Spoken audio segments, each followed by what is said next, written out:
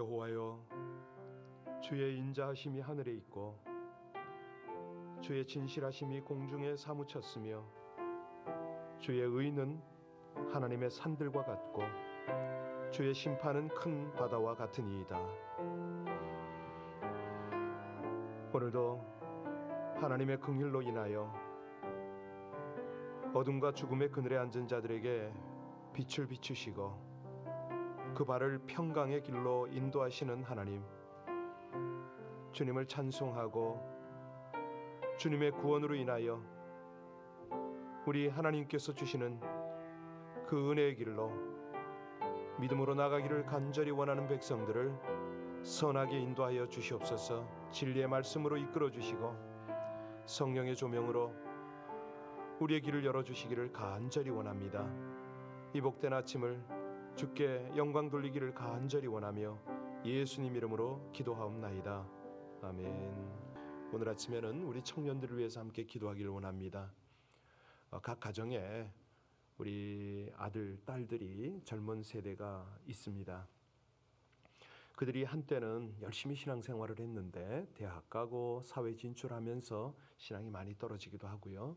우리 교회만 해도 지금 이 팬데믹 상황 속에서 청년들이 교회를 1년 이상 안 나오는 청년들이 몇 명 있습니다. 저들이 이 혼란과 두려움의 세상에서 의지할 분은 하나님밖에 없음을 깨달아서 신앙을 바로 세우고 정말 우리의 미래, 하나님께서 기대하시는 우리 믿음의 미래가 되었으면 참 좋겠는데요. 우리가 그 일을 위해서 할 수 있는 것은 현재는 기도밖에 없습니다. 우리 각 가정의 자녀들이 결혼을 했어도 원하기는 그들이 좀 이 가정 예배도 드리고 하나님 앞에서 정말 하나님을 향한 온전한 헌신이 있었으면 좋겠는데 그게 부모의 말로 됩니까? 우리 함께 이 시간에 간절히 기도하면서 하나님, 우리 청년의 세대가 다시 한번 부흥을 일으키게 해달라고, 저들에게 부흥의 역사를 허락해달라고, 이 땅에서 영원한 하늘나라를 향해서 하늘 비전 품고 살아가는 우리의 자녀들 되게 해달라고 합심으로 간절히 기도하겠습니다. 하나님, 각 교회마다 청년들의 숫자가 줄어가고 있음을 주님이 아십니다. 우리의 미래요, 교회의 미래임을 주님이 아시는데 우리 청년들이 한결같이 하나님을 바라보고 신앙을 회복해서 우리 아버지 하나님의 나라를 위해서 헌신할 수 있기를 간절히 원합니다. 먼저는 저들의 어린 시절의 신앙을 다시 한번 회복하여 주시고 아버지 하나님, 어려울 때 힘들 때 하나님을 깊이 찾아 만나고 그 하나님을 경험하여서 우리 아버지 하나님께서 주시는 비전을 향해서 나가는 우리들의 청년 되기를 간절히 원합니다. 믿음에 흔들리지 않게 하여 주옵소서. 아버지 하나님, 오히려 하나님 앞에 나와 우리 주님으로 섬길 뿐 아니라 저들의 인생의 가치가 주께 있음을 알아 하나님께 헌신하고 주님 나라 위하여 아름답게 쓰임받는 하나님의 백성들이 되게 하여 주옵소서. 아버지 하나님, 이제 결혼으로 가정을 꾸리고 있는 우리 청년 세대들 주님 불쌍히 여기시고 그들 가운데 가정재단을 쌓게 하시며 자녀들과 더불어서 하나님의 신앙을 계승시키는 아름다운 믿음의 공동체, 믿음의 세대들이 될 수 있도록 하나님 은혜 베풀어 주시기를 간절히 원합니다. 모든 교회마다 청년들이 일어나게 하여 주옵소서. 하나님의 부흥을 일으키는 아름다운 주역들이 되게 하여 주시옵소서.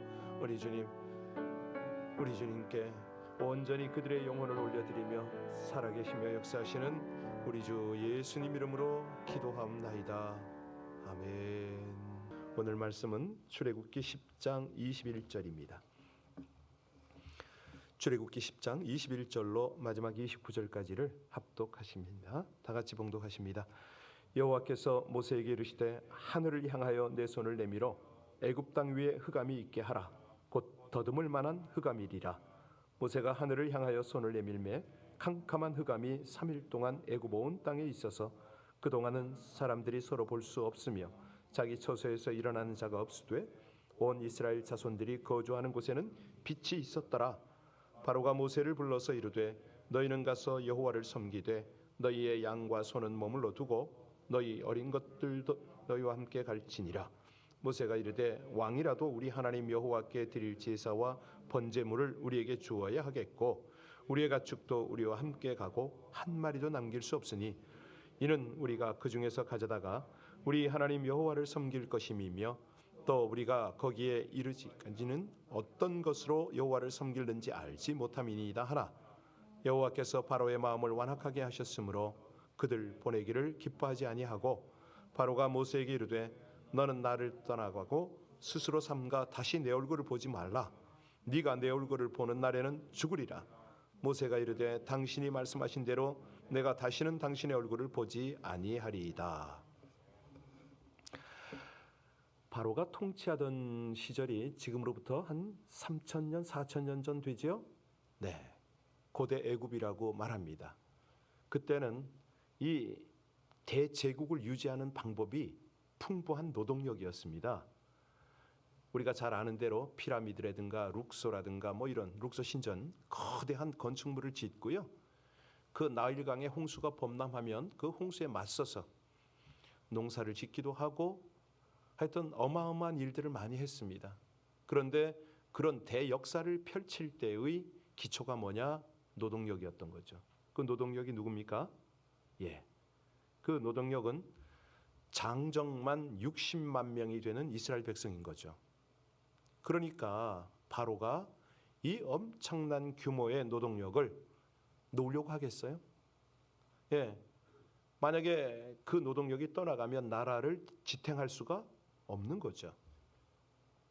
그러니까 끝까지 이런 재앙 속에서도 이스라엘을 놓아주지 못하고 버티는 거예요. 9번이나 재앙을 당하고도 놓아줄 듯 하면서 계속해서 반복해서 그의 마음을 강팍하게 하는 거죠. 이제 우리가 보겠습니다만 마지막 재앙이 뭡니까? 장자의 재앙이잖아요. 그리고 나서야 손을 들게 됩니다.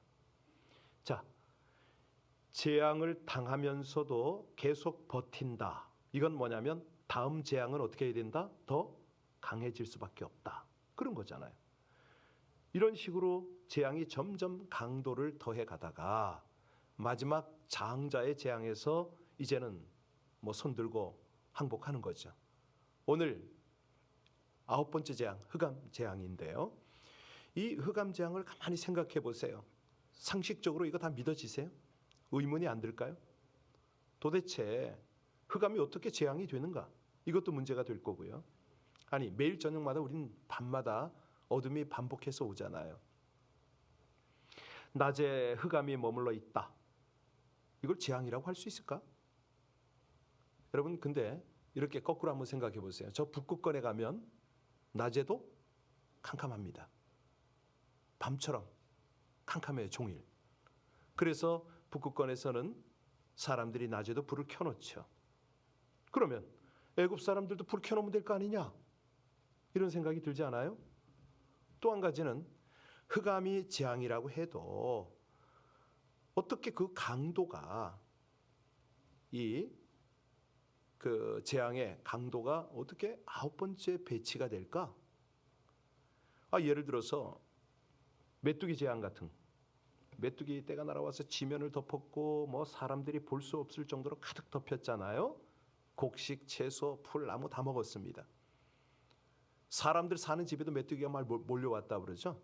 그러니까 뭐 이거 제일 처음에는 훑고 쫓아보기도 하지만 이게 워낙 많은 떼가 몰려오면 비명이 나오겠죠. 그러니 백성들이 어찌합니까? 바로에게 빨리 좀 이스라엘 놔주라고 울부짖고 그러지 않았겠어요?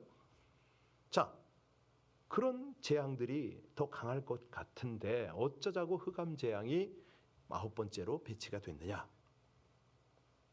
이 두 가지의 답을 얻기 위해서 21절을 다시 보셔야 됩니다. 21절 우리 또박또박 읽고 깊이 한번 들어가 볼까요? 여호와께서 모세에게 이르시되 하늘을 향하여 내 손을 내밀어 애굽 땅 위에 흑암이 있게 하라. 곧 더듬. 예, 그렇죠. 이 흑암이 어떤 흑암이라고요? 그렇습니다. 그런데 이걸 알기 위해서는요, 최초에 하나님께서 천지를 창조하실 때를 생각해야 됩니다. 자, 우리 하나님께서 어떤 상황에서 가장 먼저 창조하신 것이 뭐다? 우린 다 알잖아요, 그죠?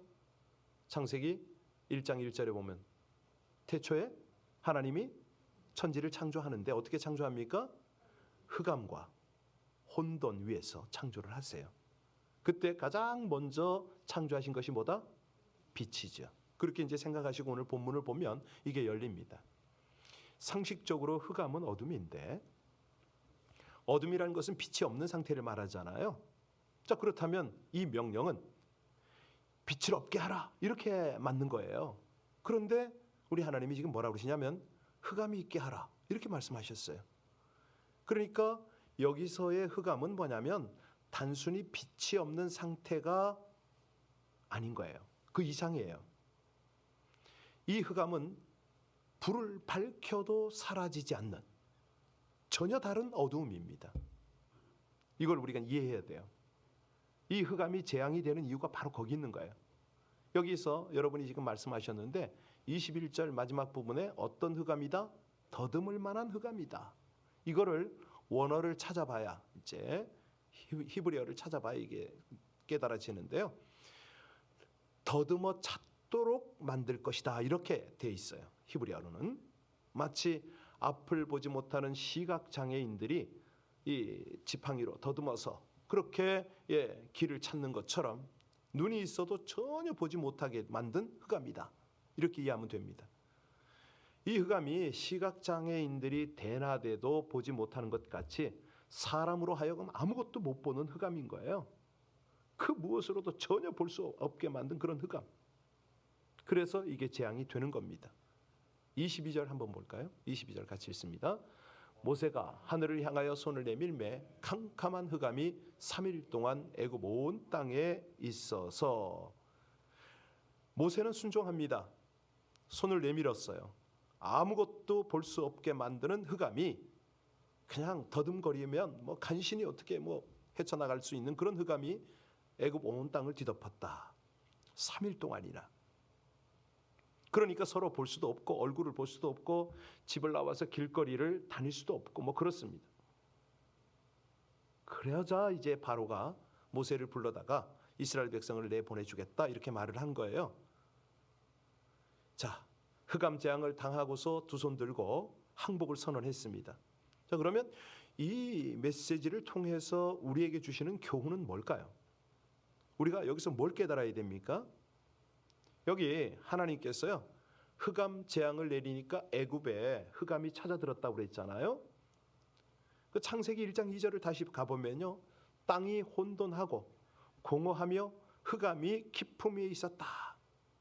빛이 창조되기 전에 흑암이 온 세상을 뒤엎고 있었던 거예요. 100% 어둠으로 가득했다 이거죠. 근데 이제 이것을 우리 청년들하고 성경 공부하면서 빛 그러면은 다들 의아해해요.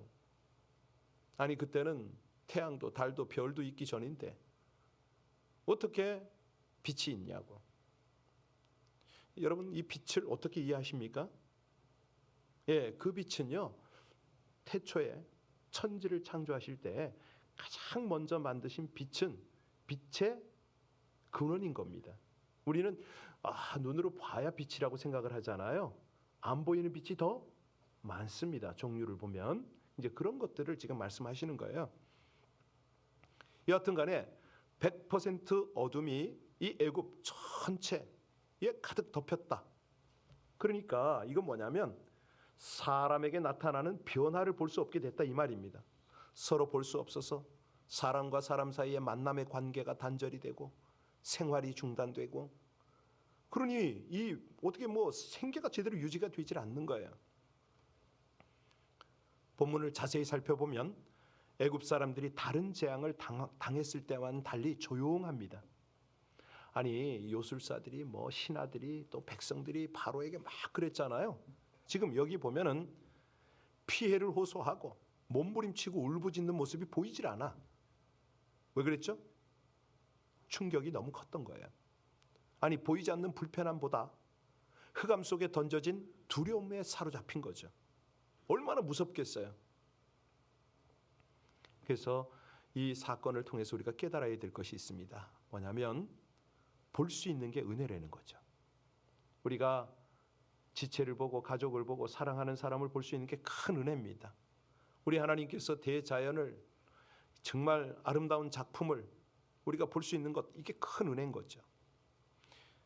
더더욱이요 우리가 믿음의 눈으로 영적 눈으로 주님을 볼 수 있다는 거 이게 얼마나 큰 은혜입니까? 믿음의 눈으로 지금 우리를 위해서 일하시는 주님의 역사를 볼 수 있는 거, 이거야말로 큰 은혜거든요. 우리가 만약에 영적으로 보지 못한다면 이 애굽 사람들이 보지 못해서 두려움에 사로잡혀 있는 것처럼 우리도 두려움에 사로잡힐 거예요. 방법이 없죠. 그래서 아침마다 영적인 눈을 열어주소서, 믿음의 눈을 들어 주를 보게 하소서, 이런 고백이 필요한 거죠. 오늘 찬송도 빛에 대한 찬송을 다 하고 있지 않습니까? 자, 23절 주목해서 보겠습니다. 23절 말씀입니다. 그동안은 사람들이 서로 볼 수 없으며 자기 처소에서 일어나는 자가 없으되 온 이스라엘 자손들이 거주하는 곳에는, 아니 이스라엘 백성들은 애굽 땅에 살고 있었어요. 애굽의 고센 땅이죠. 함께 모여 있었죠. 아니 애굽 땅 전체가 흑암으로 덮였는데 어떻게 고센 땅만, 거기만 빛이 있을까? 여러분 한번 상상해 보세요. 만일 우리가 당시 고센 땅에 있었다면 우리는 어떤 생각을 했을까요? 제가 이런 말씀을 읽으면 저도 경험한 게 떠오르죠. 서울구치소라고 과천과 의왕시 거기 사이에 있어요. 야트막한 산에 있는데 그 구치소 안에 한 5,000명, 6,000명이 구금이 돼 있거든요. 재판을 받기 전후 혹은 사형수가 거기 있습니다. 거기 매일 밤마다 전도를 하러 갔어요. 가서 커피와 계피차를 끓여서 아내하고, 그때 아이들은 어렸기 때문에 매일 밤마다 거기 가서 나오는 분들한테 차와 전도지를 드리고 전도를 한 적이 있습니다. 그때 그 자리에서 굉장히 많은 은혜를 체험을 했는데 하룻밤에는 이 계피차와 커피를 잔뜩 큰 통에 끓여요. 저는 이제 퇴근해서 비가 주룩주룩 오더라고요. 어떡하나. 그런데 우리 애가 아주 어렸었는데 쌍둥이가, 엄마 아빠 오늘은 나가지 말고 우리하고 자면 안 돼? 그러고 싶었어요. 그런데 이 계피차를 자칫하면 다 버리거든요. 그래서 올라가자. 빨리 하고 자. 올라갔어요. 저희가 할 수 있는 거는 이제 자동차에 싣고 올라가니까 그 자리에서는 레저 테이블이 있습니다. 이렇게 접으면 가방이 되는 거 있어요. 그걸 쭉 펼치고 거기다가 커피, 계피차 올려놓고 전도지를 올려야 되는데 비가 오면 이게 이제 작업이 어렵잖아요. 근데 이상한 게 다 셋업을 했는데 비가 안 와. 전도지도 올려놨어요. 근데 놀라운 것은요, 바로 옆에 있는 파킹랏에 차들은 다 비가 주룩주룩 내리고, 구치소 정문을 바라봐도 거기도 비가 오고, 우리가 올라온 뒷길을 봐도 비가 오고, 다 비가 와요. 그 자리만 안 와. 반경 한 3m, 5m? 거기만 안 와요. 그러니까 파킹랏에 출소자들을 기다리고 있던 가족들이 우리를 바라보면서 어떤 생각을 하겠어요? 이분들이요, 나중에는 차에서 꾸역꾸역 내리더니 우리한테 와. 이게 웬일이냐고. 이게 무슨 웬일이냐고. 하나님이 이 자리를 기뻐하신다고. 저희가 그런 경험을 했어요. 그러니까 오늘 본문에 고센 땅만 빛이 있었다. 충분히 이해가 되세요? 예. 이거를 사람들은 뭐 이런, 아니에요. 진짜 그런 일이 있어요. 뭐 선교지에서 여러 경험을 해봤기 때문에. 자, 여러분들이요, 만약에 고센 땅에 있었다. 아니, 지금 말씀드렸던 서울구치소 앞에, 정문 앞에 그런 자리에 있었다. 어떤 느낌이 들을까요? 우리 하나님이요, 주 안에 있는 사람에게 베푸는 은혜가 달라요. 주님 손잡고 인생길을 걷는 사람과 혼자 걷는 사람에게 베풀어지는 은혜는 달라요. 그러면 그때는 제가 집사였거든요. 그 은혜가 지금까지 계속 있느냐? 아니에요. 제가 하나님 앞에 바로 서지 못하고 하나님께 온전히 헌신하지 못할 때는 그 은혜도 그치죠. 그때 하나님을 경험했다고 해서 늘상 그런 건 아니고요. 그럴 때가 있는 거죠. 시편 31편 19절을 보면 그런 말씀을 하십니다. 주를 두려워하는 자를 위하여 쌓아두신 은혜, 곧 주께 피하는 자를 위하여 인생 앞에 베푸신 은혜가 어찌 그리 큰지요.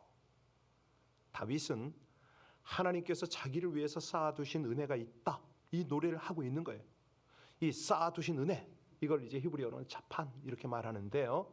숨겨놓다, 어떤 비장하다 이런 뜻이죠. 그러니까 다윗은 그걸 알아요. 하나님께서 자기를 위해서 은혜를 비장의 카드로 숨겨놓은 것이 있다는 거죠. 제가 그걸 믿어요. 예, 여하튼 간에 하나님께서는 애굽 사람들은 흑암에 사로잡혀 있더라도 이스라엘 백성들은 빛 가운데 있게 했다. 이것이 사람들이 모르는 그런 하나님의 은혜인 거죠. 사실 우리가 지금 팬데믹으로 어려운 시기를 지나가고 있잖아요. 그럴 때 우리가 아까도 기도했지만 청년들이 바로 주께로 피해야 되는 거예요. 주를 의지해야 되는 거예요.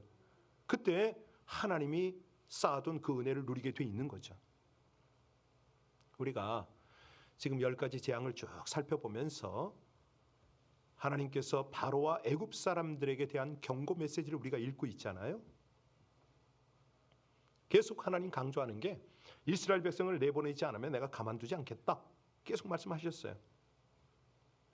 그런데 또 하나는 이스라엘에 대한 교훈의 메시지죠.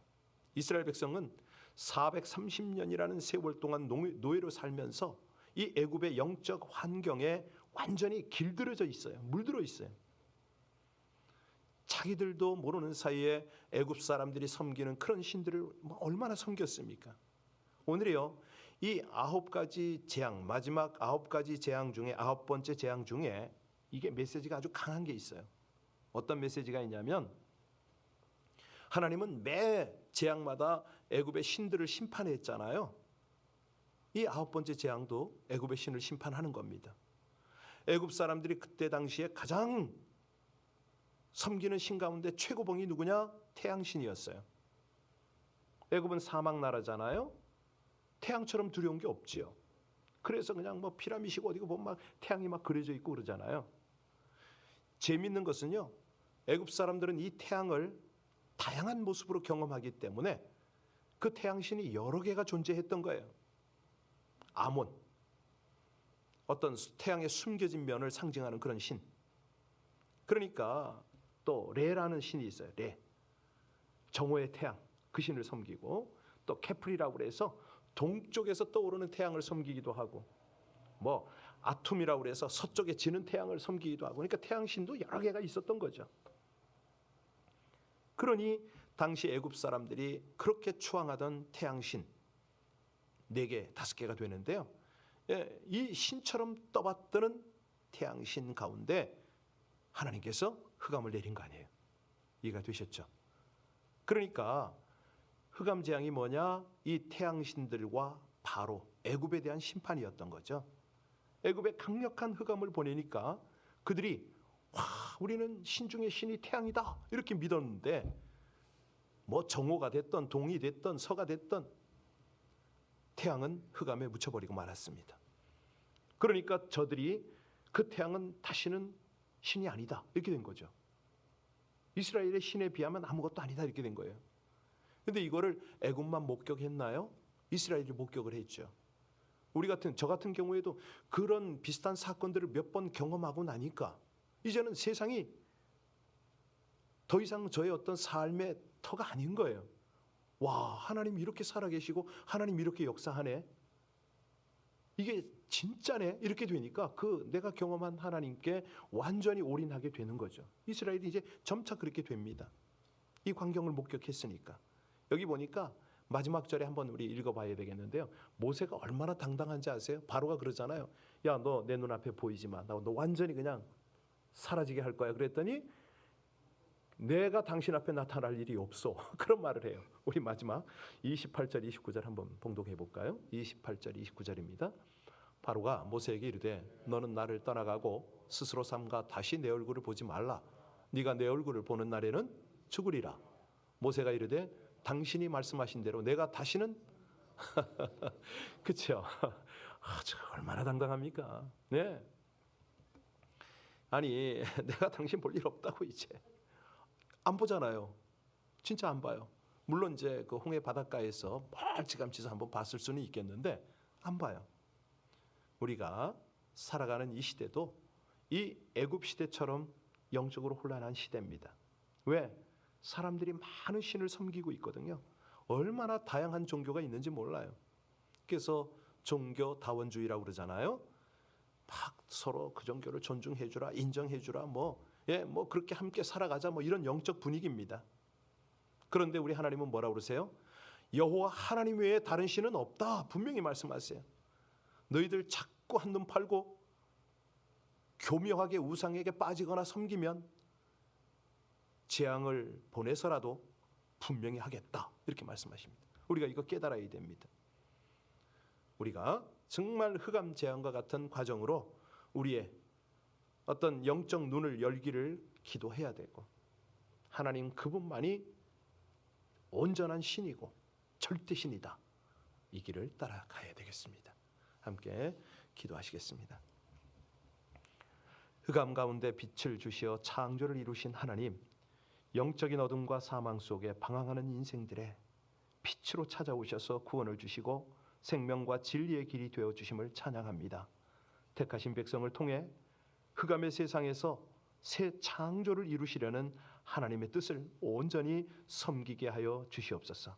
항상 주님의 빛 안에 거함으로 빛 가운데 행하여 영적 어둠을 밝히고 악한 흑암의 권세, 그곳에 눌려 죽음을 향하여 걷고 있는 영혼들에게 하나님을 볼 수 있도록 주의 뜻과 말씀, 우리 말과 삶으로 복음의 빛을 비추어 생명과 진리의 길이신 주님 앞으로 인도하는 사명을 충실히 감당하게 하여 주시옵소서. 예수님 이름으로 기도하옵나이다. 아멘. 날이 더할수록 우리 인생, 우리의 미래에 대한 영적 시야가 밝아지기를 하나님 앞에 구해야 될 것 같습니다. 시기가 급변하지 않습니까? 예측하지 못한 그런 상황들이 자꾸 전개가 됩니다. 하나님, 이 표징들, 이 시대를 보면서 하나님께서 이끌어 가시는 미래를 깨닫게 하옵소서. 영안을 열어주시고 영적으로 민감하게 하나님의 말씀을 들으면은 우리의 주소, 우리의 앞길을 깨닫고 걷게 해 주옵소서. 우리 자신뿐만 아니라 우리 공동체를 위해서, 우리 많은 하나님의 일꾼들, 선교사님들 위해서 합심으로 기도할 때에 모든 상황에 주시는 하나님의 메시지를 온전히 받게 해달라고 우리 합심으로 함께 간절히 기도하고 중보하는 시간 같습니다.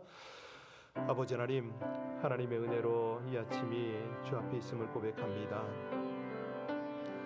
영적인 어둠 속에 있지만 그 어둠을 알지 못하는 인생들 너무나 많음을 주님 앞에 고백합니다. 그 무엇보다도 저희 자신이 하나님 은혜 가운데 영안이 열리기를 원합니다. 영적 눈을 열어주시옵소서. 하나님, 시대를 분별하게 하시고 모든 상황, 모든 환난에서 우리 하나님이 여시는 그 은혜의 길, 믿음의 길을 갈 수 있도록 하나님 은혜 주시기를 간절히 원합니다. 아버지 하나님, 이 새벽을 깨우며 각 가정에서 지금 이 시간도 새벽 예배에 동참한 우리 모든 한 분 한 분 성도님들에게 주님 성령으로 은혜를 주셔서 저들도 함께 무릎 꿇어 주님 앞에 간절히 기도하게 하여 주옵시고, 하나님의 나라, 하나님의 뜻, 아버지 하나님의 은혜를 구하며 나가는 이 아침이 되게 하시기를 간절히 원합니다. 하나님만이 우리의 소망이시며 미래이시며 영원한 진리이십니다. 아버지 하나님, 참으로 바쁜 또 여러 가지 억눌린 환경 때문에 어둠 속에 있는 자신을 자각하지 못할까 두렵습니다. 오 아버지 하나님, 간절히 원할 때 우리의 모든 영적인 감각을 깨워주시고 영적인 눈을 열어주시고 우리 하나님을 향하여 아버지 하나님, 우리 모두가 감사로 간절함으로 나가는 아름다운 하나님 백성들이 되게 하여 주옵소서. 신실하신 하나님을 찬송합니다. 감사합니다. 아버지 하나님, 모든 것 건너가 간절한 기도로 우리 주님과 함께 이 새벽을 나가게 하여 주시옵소서. 할렐루야. 주님 찬양.